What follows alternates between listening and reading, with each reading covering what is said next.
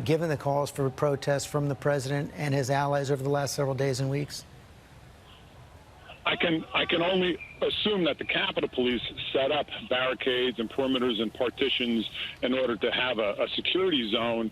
But, you know, anytime you have mass crowds who are dedicated and willing to go after a target or an area, in this case, Congress, which is scary, it becomes very difficult for the police to be able to enforce a security line with restraint while people are trying to attack them and go through them.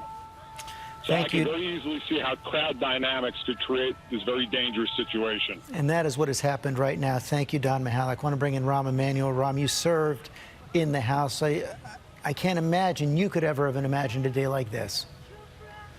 Never. Not even, you know, in the wildest, like, so let's blow out the windows, let's see what would happen. Never could you imagine that you would see the security of the United States Congress being not only breached, but threatened in the sense of the livelihood. You know, I'm sure each of the members underneath, between the House of Representatives and the three office buildings, used the tunnel to get there. There's also a new structure right under the lawn where they are that was built over the years, so I'm sure that's where members have been dispersed to either their own individual offices or to other kind of joint rooms that are used, etc. But never could see something like this, and not just the crowd and the kind of safety and security threat, but encouraged by a person in the Oval Office.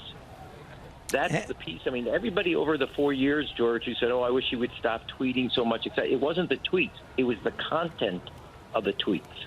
And each time each line was moved, you encourage something like this where people, basically, everybody knows there's an inflammable moment. It's who somebody's going to like the match. And you have somebody in the Oval Office who hasn't done this to encourage people to take matters into their own hand and not abide by the rules of the law, let alone the customs of this country. And we just saw law enforcement there. You see them in combat gear heading into the United States Capitol.